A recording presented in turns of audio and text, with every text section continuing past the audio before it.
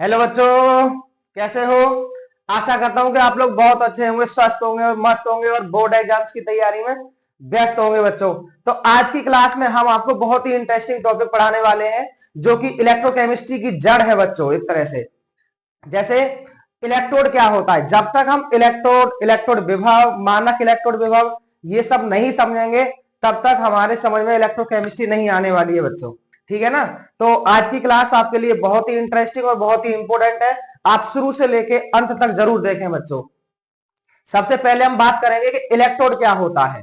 सबसे पहले क्या बात करेंगे, इलेक्ट्रोड क्या होता है। जब किसी धातु की छड़ को उसी धातु के लवण के विलयन में डुबो दिया जाता है तो छड़ की सतह पर धनावेश या फिर ऋणावेश उत्पन्न हो जाता है बच्चों। क्या हो जाता है, धनावेश या फिर ऋणावेश उत्पन्न हो जाता है। और विलयन में एक उसके विपरीत आवेश उत्पन्न होता है। विलयन में कैसा आवेश उत्पन्न होता है, एक विपरीत आवेश उत्पन्न होता है। तब इस छड़ को हम कहते हैं बच्चों इलेक्ट्रोड। क्या कहते हैं, इलेक्ट्रोड कहते हैं। और जो पूरा उपकरण होता है हमारा, वो कहलाता है बच्चों अर्धसेल। क्या कहलाता है, अर्धसेल कहलाता है। ठीक है ना। और इलेक्ट्रोड कितने प्रकार के होते हैं आपके, दो प्रकार के होते हैं इलेक्ट्रोड। कितने प्रकार के होते हैं, दो प्रकार के। हमने आपको बताया था, एक होता है एनोड और एक होता है कैथोड।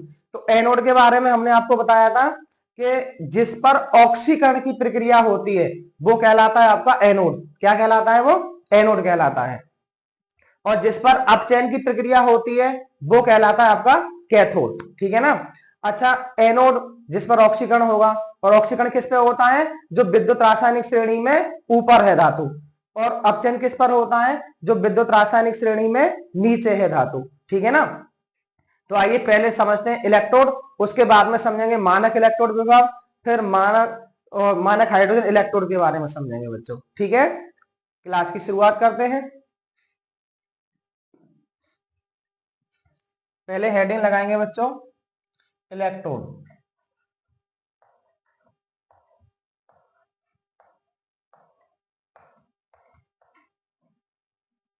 इलेक्ट्रोड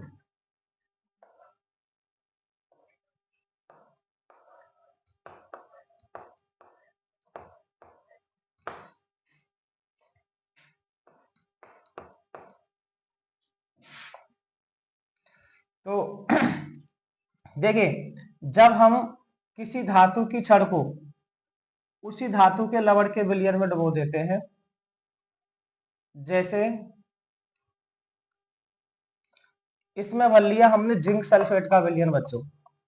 किसका भर लिया, जिंक सल्फेट का विलयन। और जिंक सल्फेट का जब विलयन भरेंगे तो इसमें हम छड़ डाल देंगे बच्चों जिंक की। किसकी डाल देंगे, जिंक की छड़ डाल देंगे। ठीक है। तब इस जिंक की सतह का Zn परमाणु विलयन में आयनित हो जाएगा, तो विलयन में धनावेश आ जाएगा और यहां पर आ जाएगा ऋणावेश बच्चों। कैसा आ जाएगा, ऋणावेश आ जाएगा। ये जिंक की छड़ है आपकी, और ये है ZnSO4 का विलयन, जिंक सल्फेट का, जिसकी सांद्रता है 1.0 एम। कितनी है, 1.0 एम। तो जब जिंक की छड़ को डालते हैं तो जिंक की छड़ पर कैसा आता है आवेश, ऋणावेश आता है। और यदि हमने कॉपर की छड़ डालनी है हमें, तो हम कॉपर सल्फेट का विलयन लेंगे बच्चों। किसका विलयन लेंगे, कॉपर सल्फेट का, जिसमें हम कॉपर की छड़ को डाल देंगे। कॉपर, ये आपकी कॉपर छड़ है,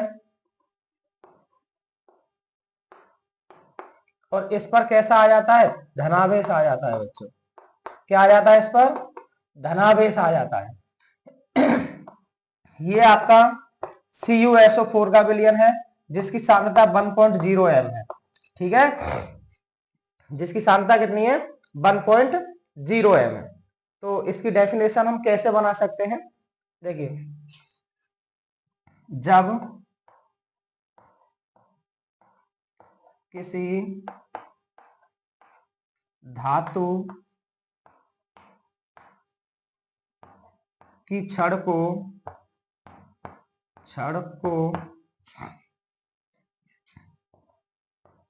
उसी धातु के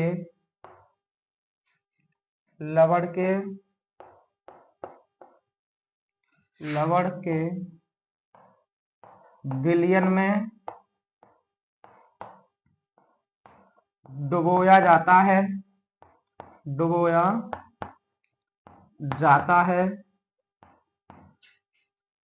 तो क्षण पर धनावेश या ऋणावेश उत्पन्न हो जाता है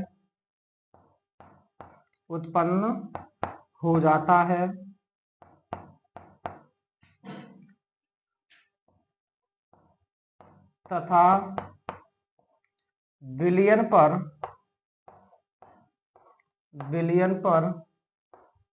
समान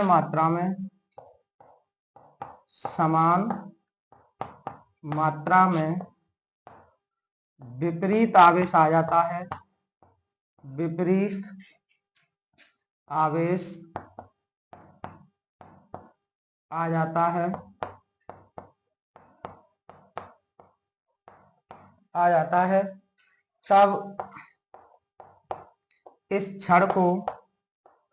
तब इस क्षण को इलेक्ट्रोड कहते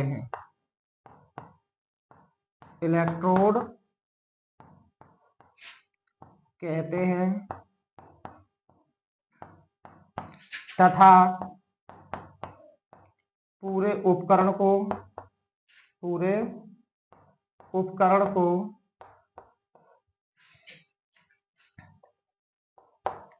अर्धशैल कहते हैं। क्या कहते हैं बच्चों?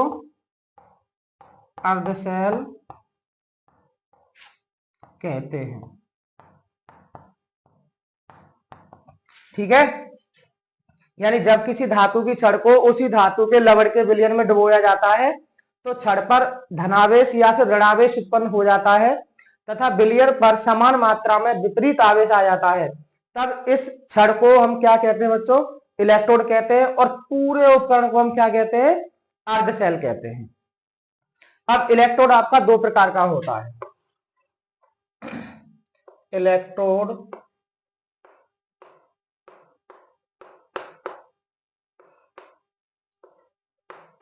दो प्रकार के होते हैं। इलेक्ट्रोड दो प्रकार के होते हैं। कौन कौन से होते? एक होता है आपका एनोड। क्या होता है? एनोड। अब एनोड कौन सा होता है? जिस पर क्या होता है बच्चों? ऑक्सीकरण होता है। ऑक्सीकरण होता है। जिस इलेक्ट्रोड पर ऑक्सीकरण होता है वो किसका काम करता है? एनोड का काम करता है। और एक होता है आपका कैथोड। तो जिस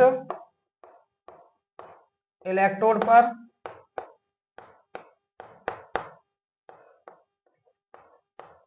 अपचयन होता है,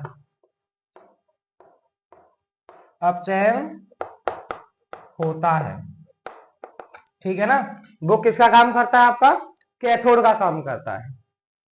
ये तो है बच्चों इलेक्ट्रोड। अब बात कर लें यहीं पे इलेक्ट्रोड विभव की।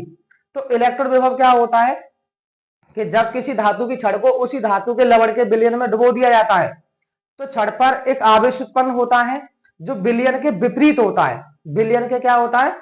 विपरीत। यानी अगर यहाँ पे माइनस चार्ज उत्पन्न हुआ तो विलयन में प्लस चार्ज होगा, और यदि प्लस चार्ज उत्पन्न हुआ तो विलयन में माइनस चार्ज होगा। ठीक है ना। तब छड़ की सतह पर एक विभव की उत्पत्ति होती है। छड़ की सतह पर क्या होती है? एक विभव की उत्पत्ति होती है, जिसे हम क्या कहते हैं? इलेक्ट्रोड विभव कहते हैं। जिसे हम क्या कहते हैं? इलेक्ट्रोड विभव कहते हैं। तो पहले इसको आप नोट करें, इसके बाद हम इलेक्ट्रोड विभव के बारे में आपको बताते हैं।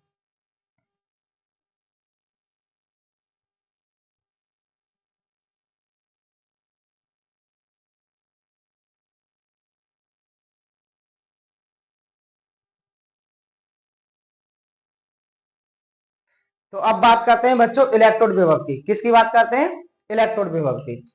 ठीक है,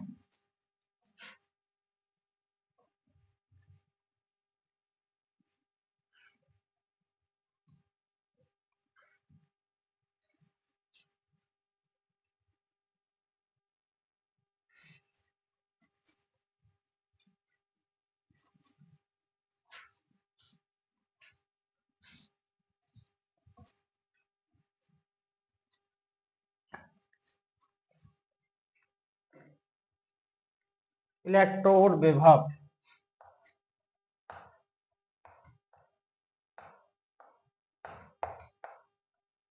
इलेक्ट्रोड विभव, इसको इंग्लिश में बोलते हैं हम इलेक्ट्रोड इलेक्ट्रोड पोटेंशियल। क्या बोलते हैं इसे? Electrode potential.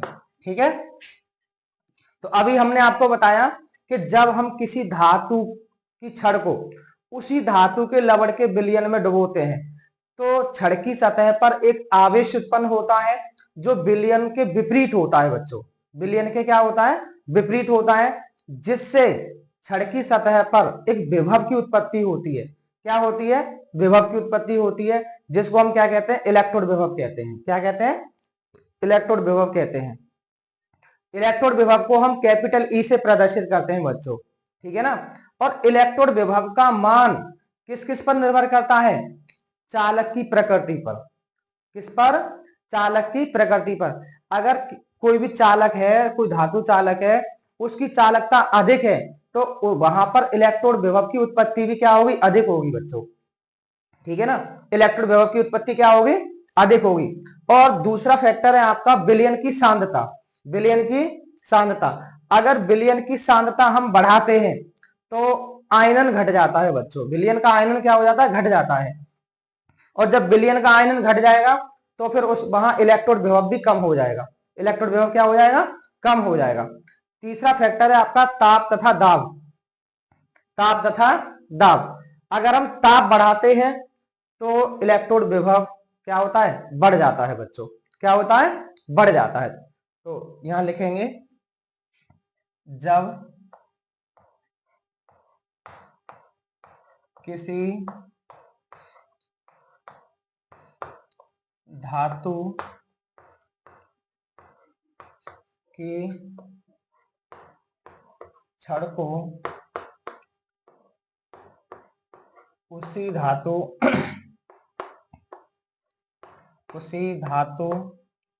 के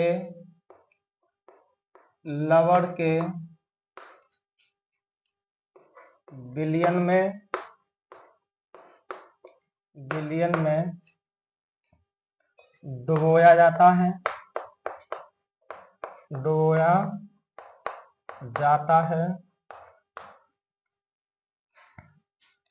तो छड़ पर धनावेश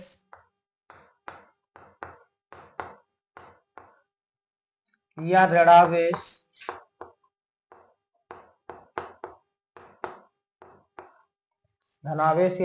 ऋणावेश उत्पन्न हो जाता है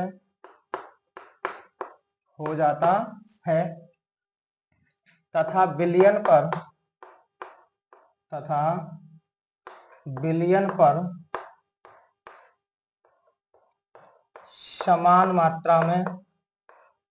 समान मात्रा में विपरीत आवेश आ जाता है। विपरीत आवेश आ जाता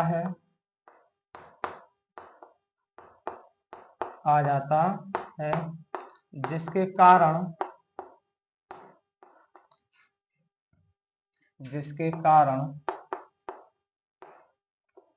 छड़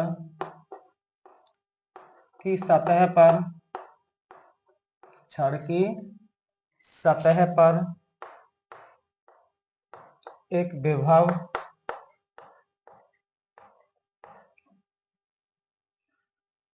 उत्पन्न होता है, उत्पन्न होता है, जिसे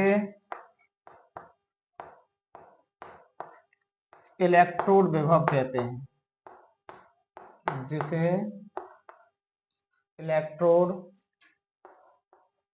विभव कहते हैं। इसे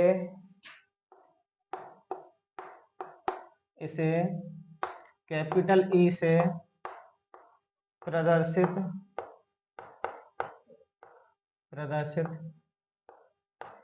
करते हैं। किससे प्रदर्शित करते हैं? कैपिटल ई से प्रदर्शित करते हैं बच्चों। अब बात करते हैं कि इलेक्ट्रोड विभव का मान किन किन कारकों पर निर्भर करता है। तो यहां लिखेंगे इलेक्ट्रोड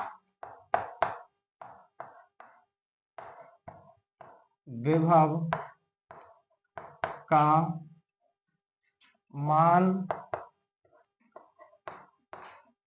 निम्न कारकों पर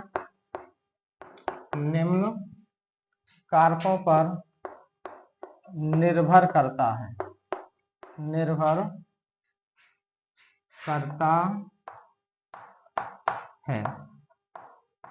कौन कौन से कारक है वो?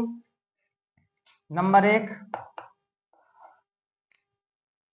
चालक की प्रकृति। चालक मतलब क्या होता है? धातु हो सकती है आपकी, है ना। चालक की प्रकृति। और नंबर 2 है आपका विलयन की सांद्रता। विलयन की सांद्रता, ठीक है, विलयन की सांद्रता पर। और धातु की प्रकृति पर है। नंबर 3, ताप तथा दाब पर। ताप तथा दाब पर। तो इन कारकों पर आपका इलेक्ट्रोड विभव का मान क्या करता है? निर्भर करता है बच्चों। अब बात करते हैं कि इलेक्ट्रोड विभव की उत्पत्ति कैसे होती है। इलेक्ट्रोड विभव की उत्पत्ति कैसे होती है, ठीक है ना। तो यहां हेडिंग लगाएंगे, या फिर आप इससे नोट कर लो बच्चों, उसके बाद ही यहां समझाते हैं अच्छे से, ठीक है।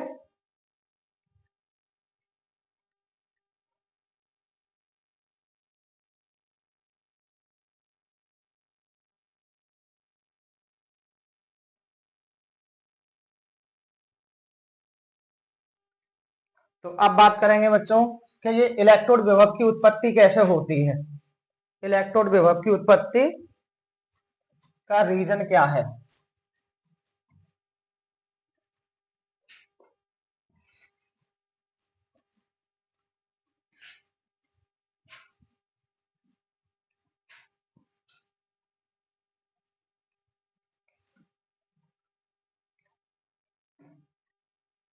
तो हेडिंग लगाएंगे इलेक्ट्रोड विभव की उत्पत्ति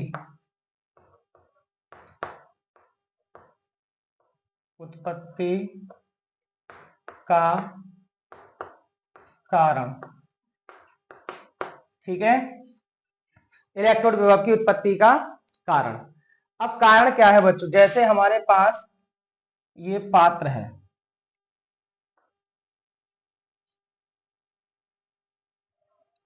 ठीक है, और इसमें हमने कोई धातु की छड़ डाल दी है। क्या डाल दी है बच्चों? धातु की छड़ डाल दी है। अच्छा, ये धातु जो होता है, धातु एम सॉलिड, अगर ये इलेक्ट्रॉन निकाल दे तो m पर n प्लस n इलेक्ट्रॉन मान लिया हमने निकाल दिया। तो जो धातु आयनों का होता है बच्चों, वो विद्युत अपघटनीय दाब होता है। क्या होता है? विद्युत अपघटनीय दाब, है ना। यहां पे लिखेंगे धातु आयनों का वैद्युत अपघटनी दाब होता है बच्चों, जिसको हमने मान लिया P1। क्या मान लिया? P1 मान लिया। और इधर क्या है बच्चों? बिलियन। क्या है? बिलियन। तो बिलियन का जो m धनायन होगा वो n इलेक्ट्रॉन लेकर के किस में चेंज हो सकता है? धातु परमाणु में। किस में चेंज हो सकता है? धातु परमाणु में। तो बिलियन का क्या होता है? यानी बिलियन के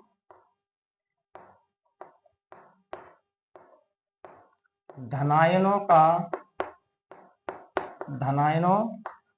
का होता है बच्चों परासरण दाब। क्या होता है? परासरण दाब। इसको मान लिया हमने P2। क्या मान लिया? P2। तो ये है बच्चों विलयन के धनायन, है ना, विलयन के धनायन। और यहां है धातु पर धनायन, ये धातु है। तो यदि ये जो दाब है ना, जैसे धातु का धनायन बिलियन में आ जाए, किस में आ जाए? बिलियन में आ जाए, P1 ज्यादा हो जाए, ये परासरण दाब ज्यादा हो जाए, तो अगर धातु का धनायन बिलियन में आ गया तो छड़ पर नेगेटिव चार्ज छोड़ देगा बच्चों। क्या छोड़ देगा? नेगेटिव चार्ज छोड़ देगा, जिसके कारण नकारात्मक विभव उत्पन्न होगा, नेगेटिव इलेक्ट्रोड बनेगा। कैसा बनेगा? नेगेटिव इलेक्ट्रोड बनेगा, अर्थात ऋणात्मक विभव उत्पन्न होगा।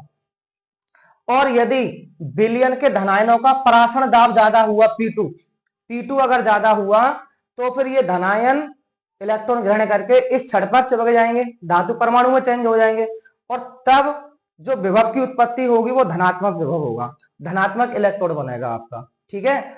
और यदि ये दोनों दाब आपस में बराबर रहे, P1 और P2 दोनों दाब आपस में बराबर रहे, तो इलेक्ट्रोड आपका ना तो धनात्मक होगा और ना ऋणात्मक होगा, अर्थात किसी विभव की उत्पत्ति नहीं होगी। तो समझ में आया होगा बच्चों कि नंबर 1, अगर P1 बराबर क्या हो जाए? P2 हो जाए, तो यहां पे छड़ आपकी ना तो नेगेटिव होगी और ना पॉजिटिव होगी। ठीक है ना, अगर ये दोनों दाब क्या हो गए? बराबर हो गए। और यदि P1 ज्यादा हो गया P2 से, मतलब धातु आयनों का जो वैद्युत अपघटनी दाब है वो ज्यादा हुआ, और ये प्रेशर बना के बिलियन में आ गए धनायन, धातु की छड़ के धनायन बिलियन में आ गए, तो फिर इस छड़ पर इलेक्ट्रॉन छोड़ देंगे, और इलेक्ट्रॉन छोड़ने के कारण ये छड़ कैसी हो जाएगी? ऋणावेशित हो जाएगी, और ऋणावेशित होगी तो इलेक्ट्रोड कैसा उत्पन्न होगा? Negative electrode. ठीक है ना। तो फिर यहां होगा बच्चों नेगेटिव इलेक्ट्रोड। कैसा? Negative electrode. ठीक है। और यदि P1 कम हुआ और P2 ज्यादा हुआ, अर्थात बिलियन का जो परासरण दाब है वो ज्यादा हुआ, तब ये धनायन इस धातु पर चिपक जाएंगे, छड़ पर चिपक जाएंगे, बिलियन के धनायन इलेक्ट्रॉन ग्रहण करके। तो क्या होगा? ये छड़ कैसे हो जाएगी? पॉजिटिव हो जाएगी। छड़ कैसे हो जाएगी? पॉजिटिव। तब आपका पॉजिटिव इलेक्ट्रोड बनेगा। कैसा बनेगा बच्चों? पॉजिटिव इलेक्ट्रोड बनेगा। तो ऐसे करके बच्चों इलेक्ट्रोड विभव की उत्पत्ति होती है। तो पहले बच्चों आप इसको नोट करेंगे, और इसके बाद हम आपको पढ़ाने वाले हैं मानक इलेक्ट्रोड विभव। मानक इलेक्ट्रोड विभव। ठीक है, पहले आप इसे नोट कर लें, उसके बाद मानक इलेक्ट्रोड विभव आपको कराते हैं।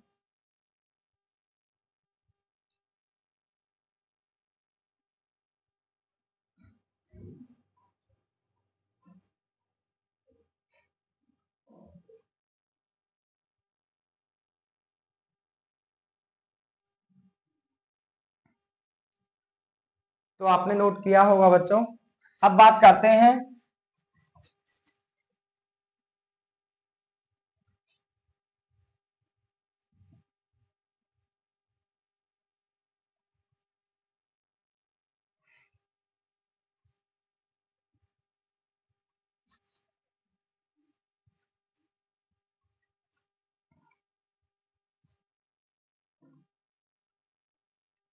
मानक इलेक्ट्रोड विभव की। मानक इलेक्ट्रोड विभव, इसको बोलते हैं बच्चों standard electrode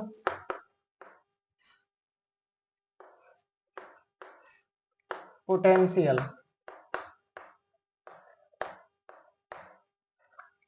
standard electrode potential अर्थात ई नोट। क्या? ई नोट। तो मानक इलेक्ट्रोड विभव कब बनेगा? देखिए, जैसे हमारे पास ये कोई पात्र है, ठीक है, और हमने इसमें ले लिया या कॉपर सल्फेट का विलयन लेंगे तो फिर कॉपर की छड़ को डुबो देंगे, और जिंक सल्फेट का विलयन लेंगे तो जिंक की छड़ को डुबो देंगे। बच्चों, प्रोसेस वही रहेगा जो हमने आपको समझाया है, ठीक है ना। तो मान लिया कि हमने कॉपर की छड़ को इसमें डुबो दिया। किसकी छड़ को डुबो दिया? कॉपर की छड़ को। तो इस पर तो आवेश कैसा आता है? पॉजिटिव आता है ना, ठीक है। ये आपकी कॉपर की छड़ है और ये आपका कॉपर सल्फेट का विलयन है। कॉपर सल्फेट का विलयन है जिसकी सांद्रता कितनी होनी चाहिए? 1.0 m। सांद्रता कितनी होनी चाहिए? 1 यानी मानक परिस्थितियां होनी चाहिए बच्चों। क्या होनी चाहिए? मानक परिस्थितियां। यानी कि T बराबर ताप होना चाहिए 25 डिग्री सेल्सियस। कितना होना चाहिए? 25 डिग्री सेल्सियस या 298 केल्विन। अगर केल्विन में लिखना है तो 298 केल्विन होना चाहिए। और दाब होना चाहिए बच्चों P बराबर कितना होना चाहिए? 1 atm। दाब कितना होना चाहिए? 1 atm। और सांद्रता कितनी होनी चाहिए? 1.0 m। तो जब 25 डिग्री सेल्सियस ताप और 1 atm दाब पर जब हम किसी भी धातु की छड़ को उसी धातु के लवण के विलयन में डुबोते हैं, तब छड़ की सतह पर जो विभव उत्पन्न होता है ना, उसी को हम क्या कहते हैं? मानक इलेक्ट्रोड विभव कहते हैं। बात समझ में आई? 25 डिग्री सेल्सियस ताप तथा 1 atm दाब पर जब किसी धातु की छड़ को उसी धातु के 1.0 m सांद्रता वाले लवण के विलयन में डुबोया जाता है, तब छड़ की सतह पर जो विभव उत्पन्न होता है उसी को हम क्या कहते हैं बच्चों? मानक इलेक्ट्रोड विभव कहते हैं। और इसको हम कैपिटल ई नोट से प्रदर्शित करते हैं, ठीक है। तो लिखते हैं इसके बारे में। 25 डिग्री सेल्सियस ताप तथा 1 atm दाब पर जब किसी धातु की छड़ को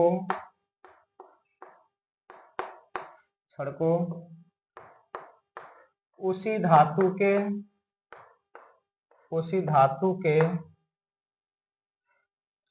1.0 m सांद्रता वाले लवण के विलयन में डुबोया जाता है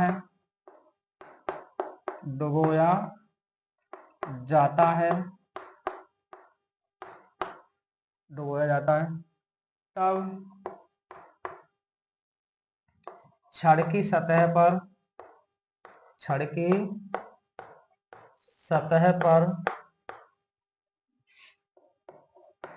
जो विभव उत्पन्न होता है, छड़ की सतह पर जो विभव उत्पन्न होता है उसे क्या कहते हैं? मानक इलेक्ट्रोड विभव कहते हैं। उसे मानक इलेक्ट्रोड विभव कहते हैं। कहते हैं। इसे ई नोट से प्रदर्शित करते हैं। इसे किससे प्रदर्शित करते हैं? ई नोट से प्रदर्शित करते हैं बच्चों। बात समझ में आ गई कि जब 25 डिग्री सेल्सियस ताप तथा 1 एटीएम दाब पर जब किसी धातु की छड़ को उसी धातु के 1.0 एम सांद्रता वाले लवण के विलयन में डुबोया जाता है, तब छड़ की सतह पर जो विभव उत्पन्न होता है, इलेक्ट्रॉन विभव उत्पन्न होता है ई, उसी को हम क्या कहते हैं बच्चों? ई नोट कहते हैं। क्या कहते हैं? ई नोट कहते हैं, अर्थात मानक इलेक्ट्रोड विभव कहते हैं। ठीक है, तो उम्मीद करता हूं कि समझ में आया होगा बच्चों। इसको आप नोट करेंगे। इसके बाद हम आपको मानक हाइड्रोजन इलेक्ट्रोड क्या होता है इसके बारे में पढ़ाने वाले हैं।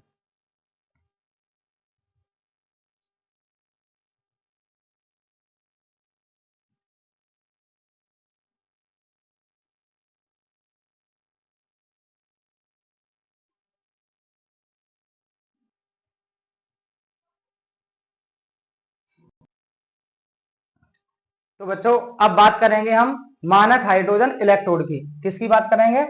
मानक हाइड्रोजन इलेक्ट्रोड क्या होता है।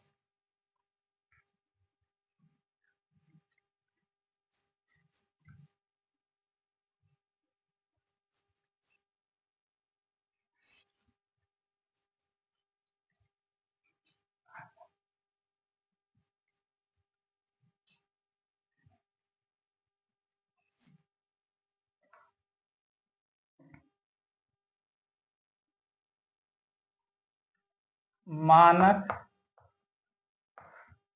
हाइड्रोजन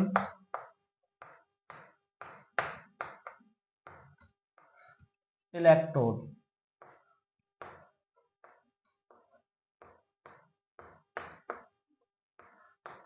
इसको बोलते हैं बच्चों स्टैंडर्ड हाइड्रोजन इलेक्ट्रोड।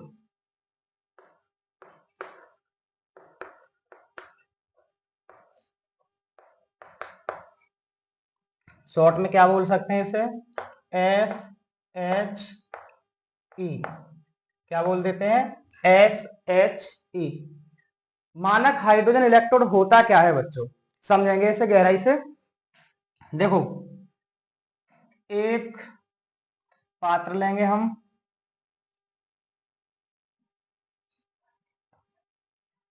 और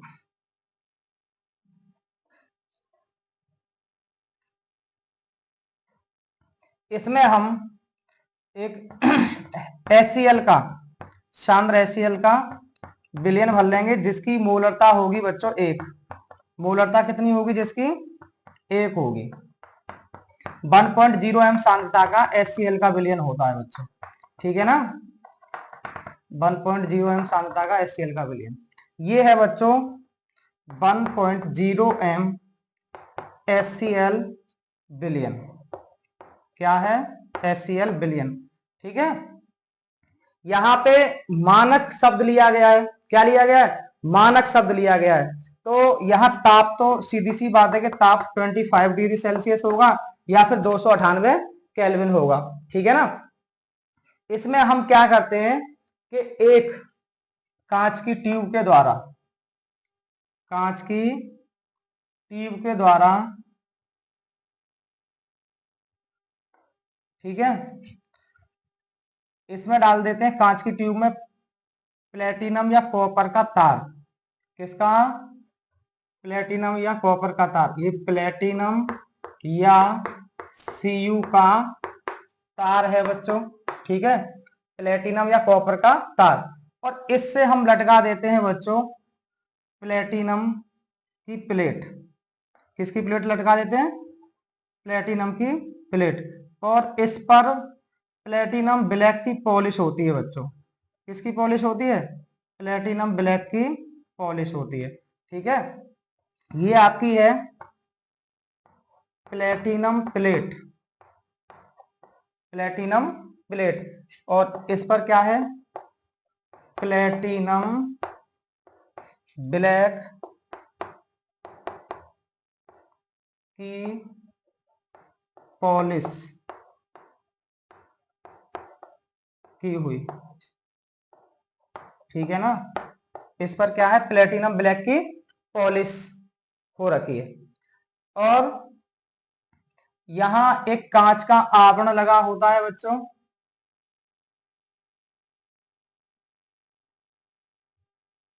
ठीक।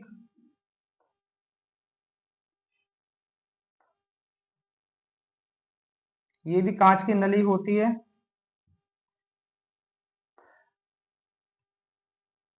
क्या होती है ये, कांच की, ये भी कांच की ट्यूब है, कांच की नली है, और अंदर वाली भी ट्यूब है बच्चों, ठीक है। तो यहां पर हम इसमें एक एटीएम दाब पर हाइड्रोजन गैस को प्रवाहित करते हैं। इसमें बेटा क्या करते हैं, हाइड्रोजन गैस को प्रवाहित करते हैं, कितने पर, एक एटीएम दाब पर, ठीक है ना। सबसे पहले एक पात्र होता है, एक पात्र में 1.0 m सांद्रता का HCl का विलयन भरा होता है। इसमें हम प्लेटिनम या कॉपर की तार के द्वारा प्लेटिनम की प्लेट को लटका देते हैं। प्लेटिनम की प्लेट पर प्लेटिनम ब्लैक की पॉलिश होती है बच्चों।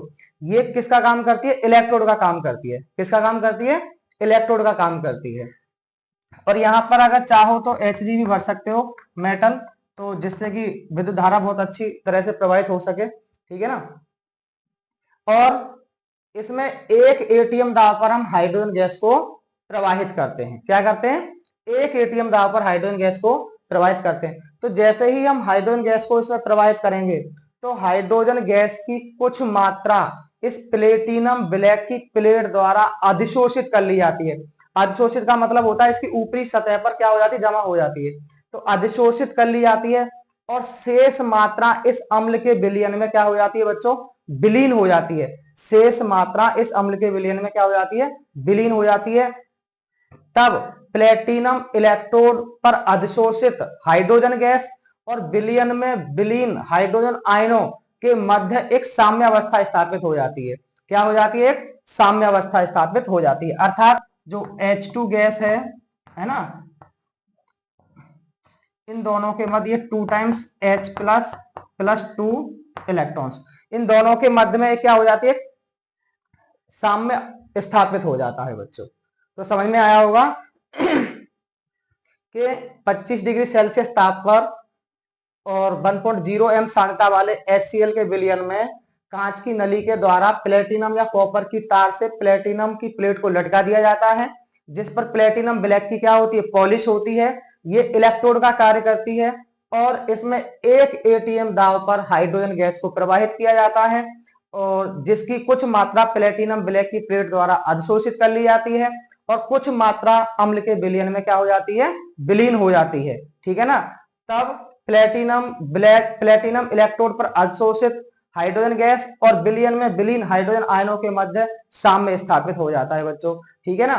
इसी को हम क्या कहते हैं बच्चों, मानक हाइड्रोजन इलेक्ट्रोड कहते हैं। क्या कहते हैं, मानक हाइड्रोजन इलेक्ट्रोड कहते हैं, ठीक है। तो इसको हम डिफाइन कैसे करेंगे, आइए बताते हैं आपको।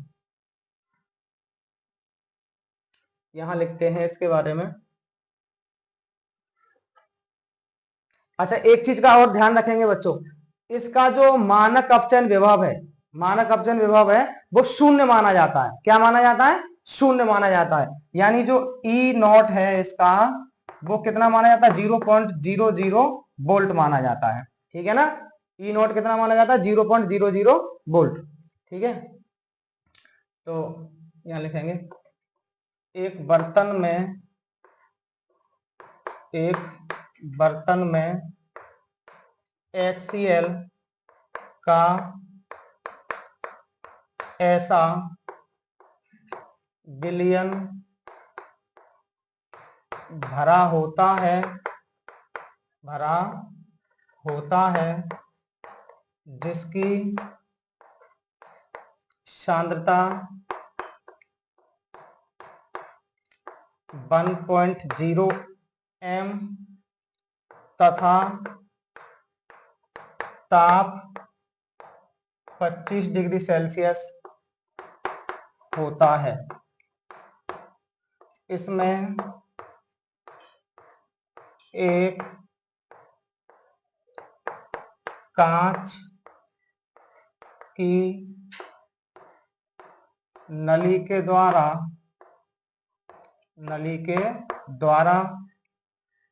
प्लेटिनम या कॉपर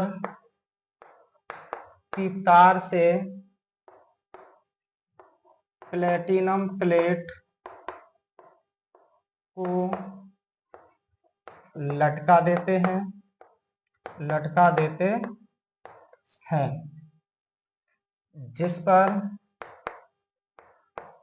जिस पर प्लेटिनम ब्लैक की पॉलिश होती है। प्लेटिनम ब्लैक की पॉलिश होती है। यह इलेक्ट्रोड का कार्य करती है। यह इलेक्ट्रोड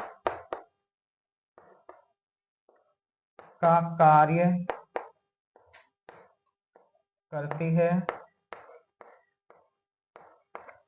है। एक एटीएम दाब पर इसमें हाइड्रोजन गैस प्रवाहित की जाती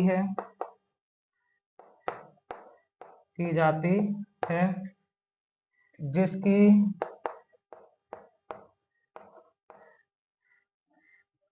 कुछ मात्रा प्लेटिनम इलेक्ट्रोड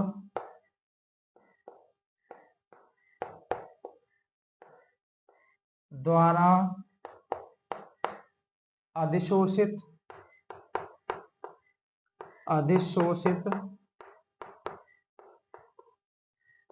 कर ली जाती है और शेष मात्रा अम्ल के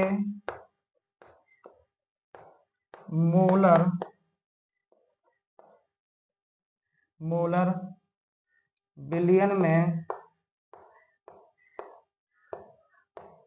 विलीन हो जाती है।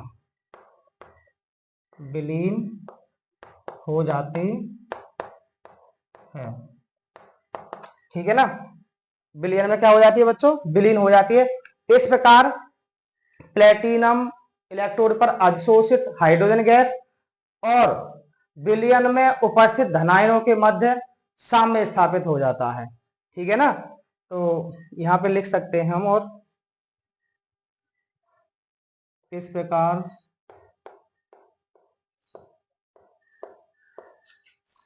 प्लेटिनम इलेक्ट्रोड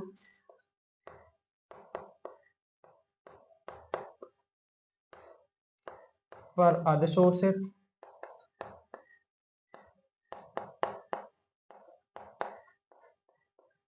हाइड्रोजन गैस और विलयन में उपस्थित H धनायनों के मध्य साम्य स्थापित हो जाता है।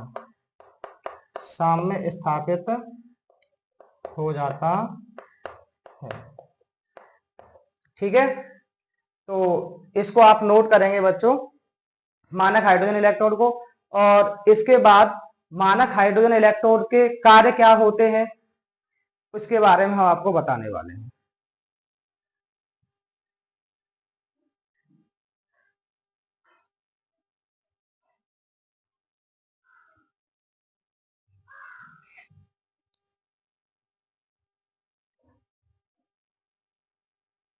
तो अब बात करते हैं बच्चों के मानक हाइड्रोजन इलेक्ट्रोड का कार्य क्या है।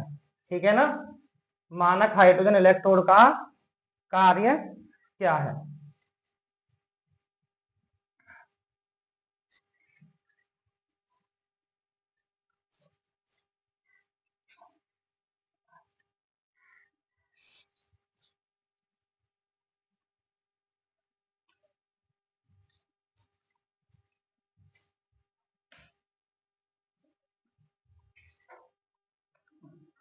सबसे पहले बच्चों एक पॉइंट लिखेंगे नोट में कि मानक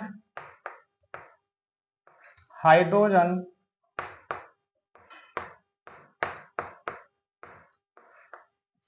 इलेक्ट्रोड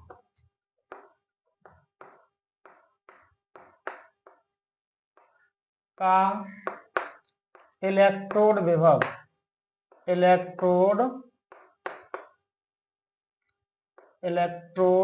विभव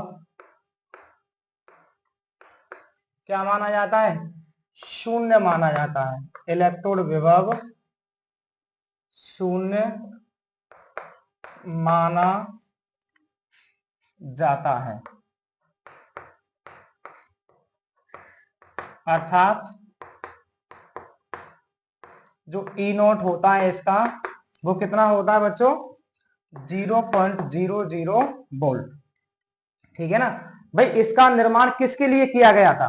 विभिन्न इलेक्ट्रोडों का इलेक्ट्रोड विभव ज्ञात करने के लिए एक मानक इलेक्ट्रोड का निर्माण किया गया था, जिसको हम क्या कहते हैं? मानक हाइड्रोजन इलेक्ट्रोड कहते हैं। अगर हम इसकी डेफिनेशन बोलना चाहें तो ऐसे ही बोल सकते हैं कि विभिन्न इलेक्ट्रोडों का इलेक्ट्रोड विभव ज्ञात करने के लिए एक मानक इलेक्ट्रोड का निर्माण किया गया था, जिसको हम क्या कहते हैं? मानक हाइड्रोजन इलेक्ट्रोड कहते हैं। तो इसका इलेक्ट्रोड विभव शून्य माना जाता है। अब शून्य क्यों माना जाता है? कि अगर हमें जिस इलेक्ट्रोड का इलेक्ट्रोड विभव ज्ञात करना है, हमें जिस इलेक्ट्रोड का इलेक्ट्रोड विभव ज्ञात करना है, उसको हम मानक हाइड्रोजन इलेक्ट्रोड के बराबर रखकर और वोल्ट मीटर से जोड़ देते हैं बच्चों। वोल्ट मीटर से जोड़ देते हैं। उसके बाद वोल्ट मीटर की जो रीडिंग आती है वही उस इलेक्ट्रोड का इलेक्ट्रोड विभव होता है, क्योंकि इसका तो शून्य माना है ना, इसका शून्य माना है। तो उस वोल्ट मीटर में जो रीडिंग आएगी वही उस इलेक्ट्रोड का इलेक्ट्रोड विभव होगा। ठीक है ना। तो हमें जिस इलेक्ट्रोड का इलेक्ट्रोड विभव ज्ञात करना हो उसके बराबर में हाइड्रोजन मानक हाइड्रोजन इलेक्ट्रोड के बराबर में उसको रख करके और वोल्ट मीटर से जोड़ देंगे, जिससे उसका इलेक्ट्रोड विभव हमें ज्ञात हो जाएगा। ठीक है ना। तो हम कार्य लिख देते हैं इसका। कार्य क्या होता है इसका? ठीक है। जिस इलेक्ट्रोड का इलेक्ट्रोड विभव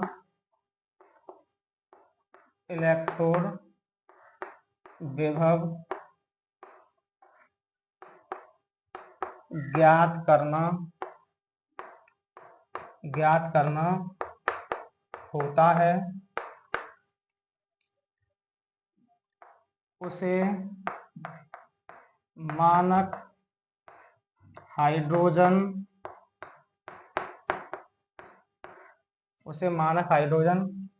electrode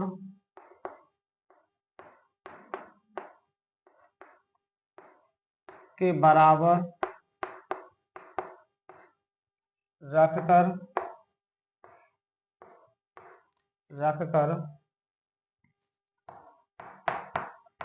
volt meter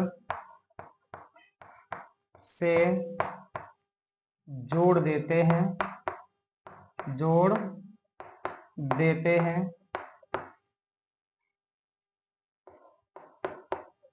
volt meter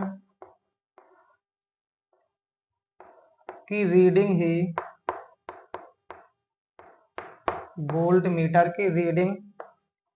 ही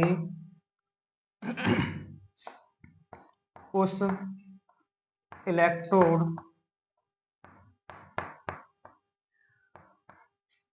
का मानक इलेक्ट्रोड विभव कहलाता है। उस इलेक्ट्रोड का मानक इलेक्ट्रोड विभव कहलाता है। कहलाता है। ठीक है बच्चों, तो आज की क्लास तो हम यहीं समाप्त करते हैं। ठीक है ना। आज आपने पढ़ा इलेक्ट्रोड क्या होता है, इलेक्ट्रोड विभव क्या होता है, इलेक्ट्रोड विभव की उत्पत्ति कैसे होती है, फिर मानक हाइड्रोजन इलेक्ट्रोड क्या होता है और मानक इलेक्ट्रोड विभव क्या होता है। ठीक है, तो आज की क्लास हम यहीं समाप्त करते हैं। Thank you for watching this video.